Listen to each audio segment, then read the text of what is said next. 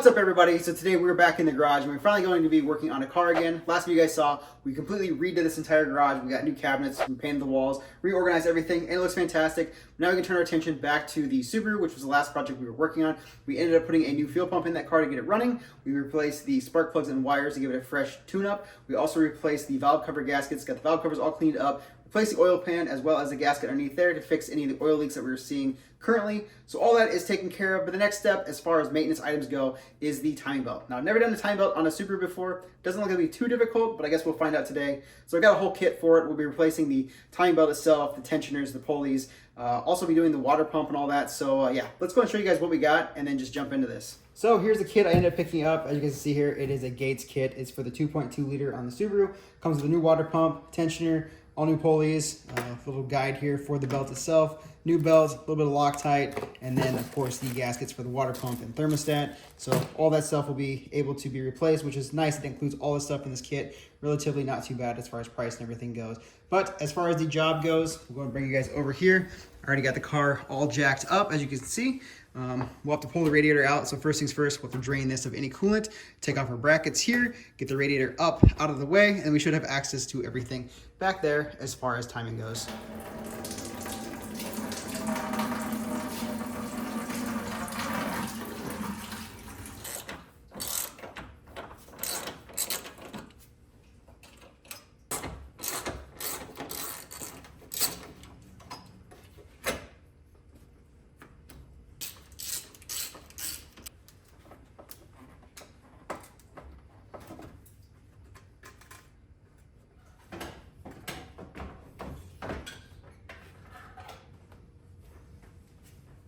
So, as you guys just saw, we got the radiator out of the way. There's a few more steps with ours just because this car is automatic for now. Like I said, eventually we will be swapping this out to manual. But as you can see here, there is one line there, or one wire there for the fans. The other one is here. And then you have the two tranny cooler lines. There's one here and then one here. One goes to this end and one goes to this end. I'll show you guys on the radiator itself. As you guys can see, we have the upper hose, the lower hose, the fans itself, and then you have the two cooler lines there at the very bottom. I went ahead, pulled off the overflow reservoir that was on this end, so it's just these two 10 millimeters here on the side. But yeah, now that that is out of the way, we can go ahead and move on to the face of the engine here. So we'll get our brackets off of here, gives a little bit more room. We'll take our tensioners off. Tensioner here, I don't know what's going on there. Just held on with the zip tie, seems kind of bizarre. Probably have to replace this. But yeah, we'll get those tensioners off, get these belts off, and then we'll have more access to the front timing covers there and pull that off.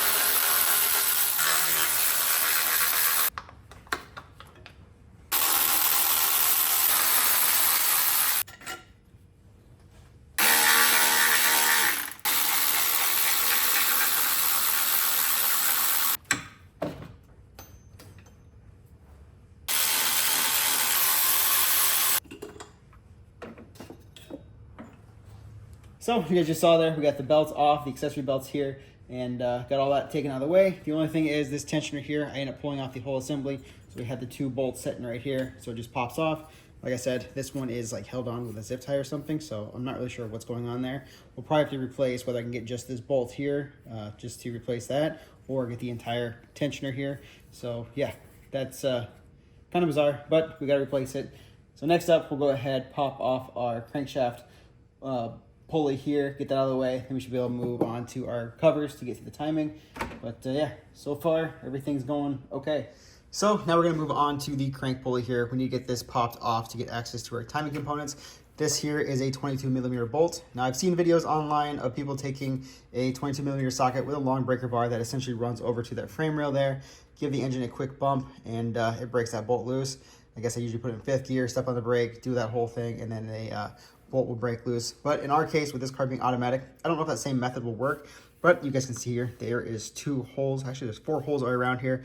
So I think we take a couple 1/4 inch extensions, stick them in the hole with a breaker bar and a maybe a pry bar just to hold it down. We should be able to break this loose. So let's see if that works. Otherwise, we could always try that method of the breaker bar to the frame rail. So let's find out.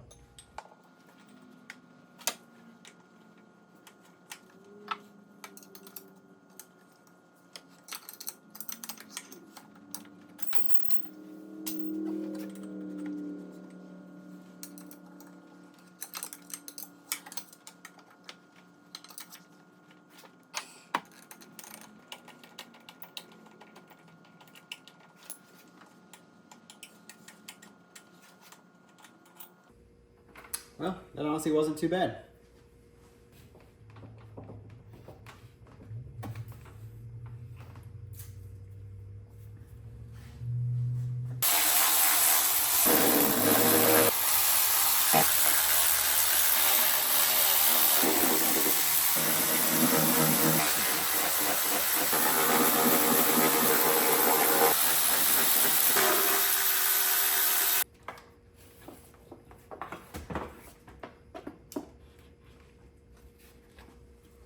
Yeah, that cover's pretty gross. We're gonna need to clean that thing up.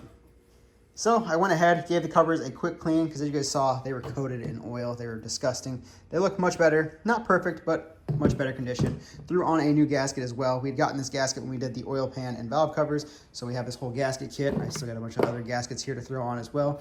But overall, the covers look way better than what they were before. So now coming back over here for the timing components, I went ahead, rotated the engine. I threw the crank bolt back in, rotated the engine to get it back to top dead center so we can pull this stuff off. So hopefully you guys can see this here, but there's a marking right there on that sprocket and it lines up here. So now that is lined up. And you guys see here on this one, there is this marking right there, lines up with that there. And then this side here, you guys can see it right there on top, lines up right here. So now that should all be top dead center. So with that being the case, we can go ahead and start removing our tensioners and pulleys and all that stuff there. So this will come off. This will give us access to our water pump and everything. And of course, replace the belt. I don't know if you guys can see it very well on camera, but this belt isn't in the best condition. I did see some fraying that was starting to occur. So it's a good thing we're taking care of this. So here's a little bit better look of the condition for the belt. You guys can kind of see there, we do have cracking occurring. So that is a good reason as to why we should replace this belt.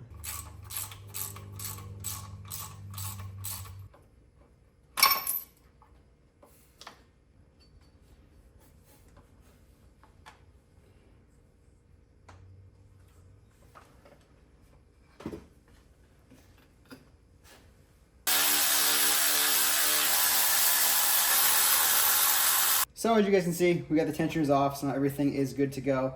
We got everything still on top dead center. These are staying in place where they need to be. Now we have access to our water pump, so we can go ahead and pop that off. You can see there is just a few little 10mm bolts that are holding that in. So it'll slide out, we'll put a new gasket on and everything and get it all reassembled. Then we move on to putting the timing pieces back on.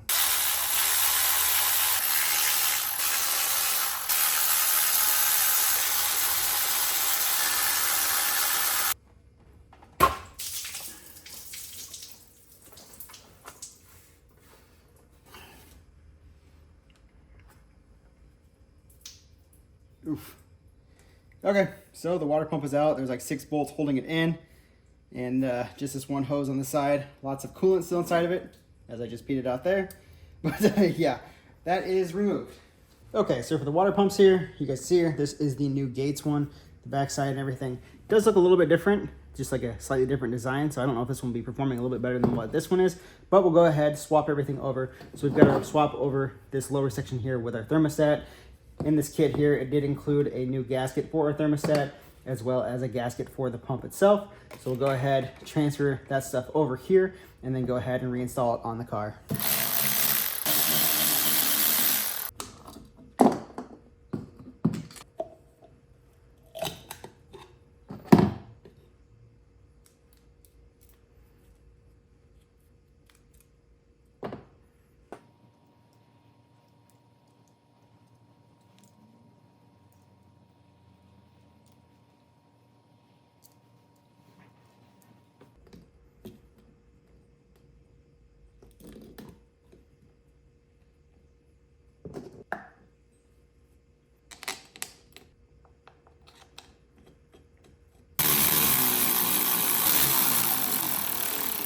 Okay, now we got thermostat on, we got our gasket on, we got this gasket here on, so we can go ahead and throw this on the car now.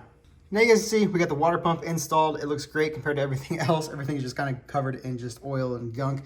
Can't wait to give this engine bay a full clean, but we have that now installed. So I went ahead, torqued everything down. It's 10 foot-pounds on every bolt here to get it seated properly. So you just kind of go in a star pattern amongst the bolts, similar to how you do like a wheel and stuff. So we got that all torqued down. We now have this hose hooked up as well. So now we can go ahead, move on to our tensioners and pulleys.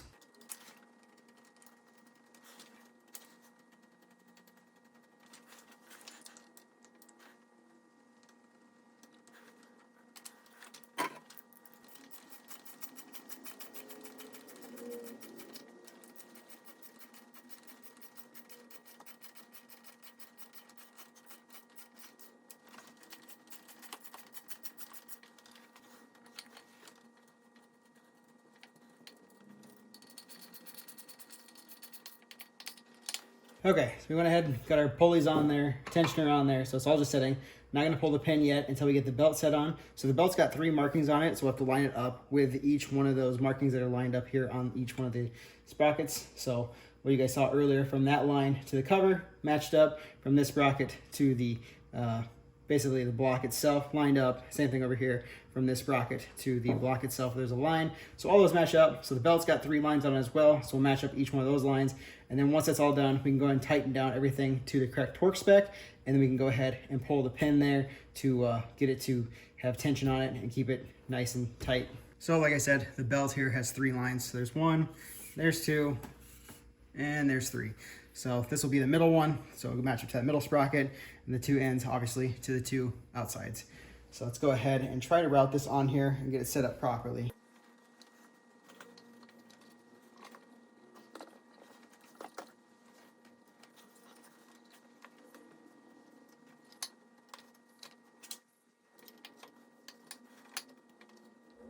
So finally, I managed to get the belt on. Definitely a struggle getting it to line up perfectly. As you guys can see there, our lines are matched up from the block to the pulley to the belt itself. Same thing with the crank. Everything is good there. So we got that line that matches up there to the belt itself, and then of course right here on the block itself. And same thing over here with this cam gear. Everything matches up. So we are good to go. And one thing I did find out is when I was putting this one on, the belt caused this to spin and rotate. So apparently it's fine. It doesn't cause any issues. When you have this set here and this is all lined up, the pistons are pulled in just enough that it doesn't affect anything. The valves won't come in contact with the pistons or anything. So that's good to know. Had me a little bit worried there, but now everything is set and good. One thing I did notice too is I am missing the little guide that goes over top of this belt. So I think I'm gonna order a new one of those before I continue any further. So we'll get that put on, then we'll pull this pin here to set the tension, and then we'll give it a full rotation to make sure everything stays within time. Each one of these I torqued down to 30 foot-pounds, so we should be completely good on that end. Like I said, I'll get the new tensioner, or I guess the new guide there, the new tensioner for this area here, because that one was busted. So we'll get that stuff replaced, and then we'll go ahead and put it all together, make sure everything is good, and then test it all out. A few moments later. So after a couple days now, I finally got everything I need, at least I hope I need, to finish up this timing job. As you can see here, I ended up getting a new timing belt guide. This is the part number here. I'll be sure to link it down in the description below if you guys are looking for this as well. But we got that, as well as 2 new bolts to secure it. There's Subaru's part numbers for those as well. And then I ended up picking up a couple new accessory belts for the car too, because the ones that were on there were pretty cracked and just bad. So I figured, you know what, we might as well replace those. And then this here is a replacement part by Dorman for that idler pulley that was directly below the AC compressor. You guys saw that bolt was snapped, as well as the bracket that holds that pulley on was busted too. It just held on with a zip tie. So I figured, you know what, they make a little rebuild kit, so I got that. So we're gonna see how that all works and fits and everything. So with that being said, let's go and jump back into this and make sure everything is still in time.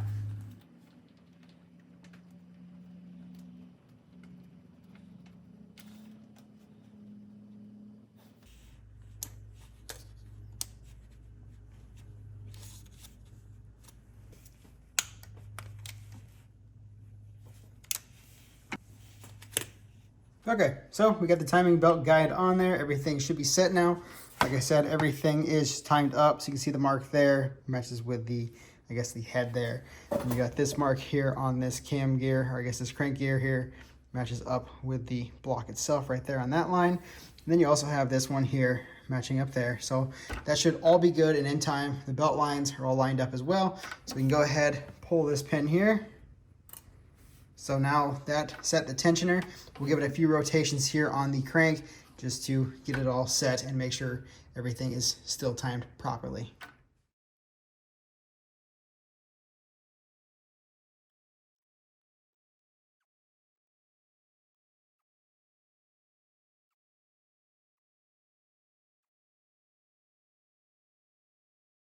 As you guys just saw there, we went ahead and rotated the engine over a few times, and everything is back to lined up where we had it before. So I would say our timing is looking good. You guys can see there, mark to there, and of course the mark from there to there. So like I said, it looks relatively good. Belt looks to be in good shape, no marking or any kind of wear or weird indentation from it not being set properly. So I would say it's good. Tensioner also dropped down. It was a little bit higher, but now we pulled that pin, it pushed it down, so our belt is nice and tight.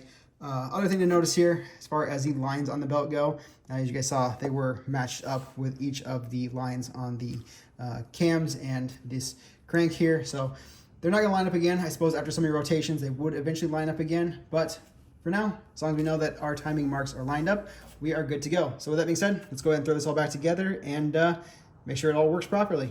So you guys can see there, got the covers back on, got the pulley on, got lined up with the Woodruff key on the crank, so that is all good to go. We also went ahead, got this rebuilt, or I guess put back together with a new bolt, locked it all up with a Dorman kit. As you can see there, everything is good, no more broken parts, so that can go on as well. So we'll take those two bolts out there, and then this little idler, tensioner, whatever you want to call it, will go right here, so that'll line up with our compressor there for the AC. So that'll be good there.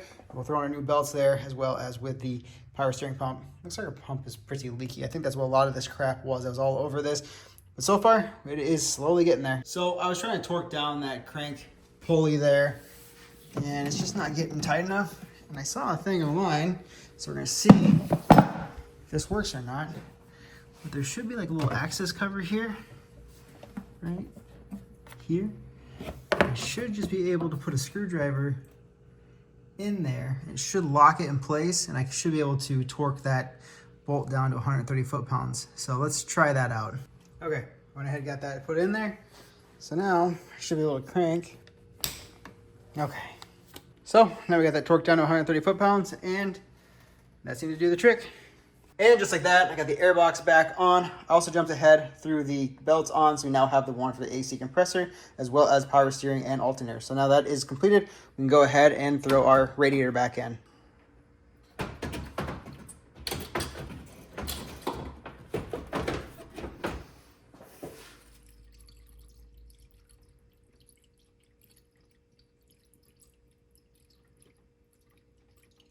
Now we've got everything put back together, we got coolant in it. I think we should be good for a first start, so I guess let's see what happens.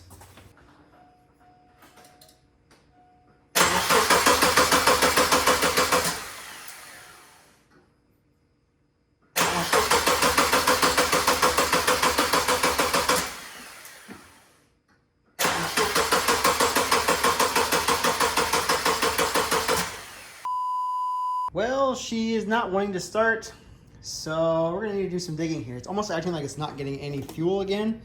I'm gonna test the pump out and see if that does anything. One eternity later. Well, you guys can see I ended up pulling out the fuel pump, put it on the table, hooked power to it, did a bench test, and it's not doing anything.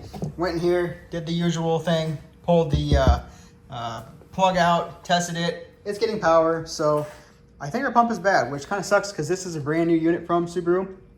So now I'm gonna replace it with a different pump and see if we can get this thing to work. I got the new fuel pump on here. This is just a cheapy one from AutoZone, so hopefully this one holds up, at least better than the one from Subaru. But I guess let's throw it in the car and see what happens.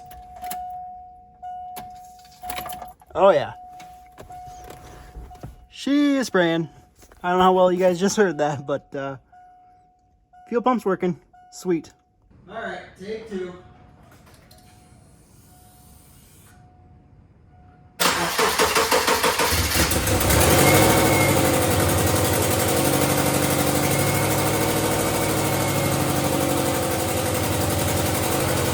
Well, it's alive. Got a big exhaust leak, but I don't hear any ticking or anything from the head.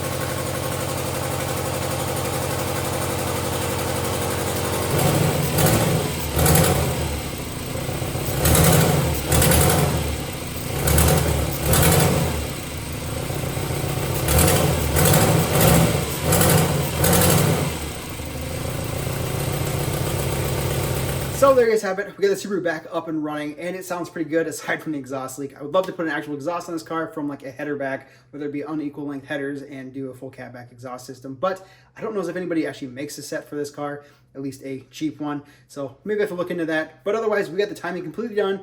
What you guys saw, that belt on there was bad. It was not in good shape whatsoever. There was little hairline cracks and there was fraying and stuff happening. So definitely need to be taken care of. I don't know when the last time it was done, but now that is completed, as well as the new accessory belts, the new pulleys, the water pump, the coolant system is now fresh and bled. So we are all good there. So all that is taken care of.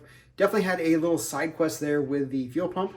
Like you guys saw in the previous video, we ended up putting in a new fuel pump from Subaru, an OEM one, as well as a fuel pump sending unit. And for some reason, that fuel pump seemed to die. So not really sure what happened there. Hopefully this new AutoZone one, this cheapy one that I threw in there, holds up for quite a while. So I guess we'll see what happens. But other than that, I'm pretty happy to have everything completed on the car as far as maintenance items go so far. So I think here in the next upcoming videos, we'll probably go through and give the car a full wipe down, full clean, because I'm tired of working on this thing and just getting my hands all gross and disgusting. Like you guys saw, working in the engine bay, there is a lot of gunk and oil and stuff in there. So we'll give that thing a full detail, get it fully cleaned up, and just clean it in its entirety to get rid of all that garbage and nastiness. We'll do the undercarriage as well, get that cleaned up too. Get the exterior a little wiped down. Obviously the exterior is not perfect, needs a lot of body work, so not really too concerned about it, just get it cleaned up enough, and then go through and clean up the interior as well, just because I have some plans for that. So once that is completed, we'll jump into our next projects, whether that be the interior stuff that I wanted to go through with. I've got a bunch of panels to change out in that, or we can jump into the manual swap, and I'll let you guys kind of decide that. So throw it down in the comments below. What would you like to see next? But otherwise, hope you guys liked this video. If you guys did, make sure to big thumbs up. Don't forget to subscribe, and I'll see you guys in the next one.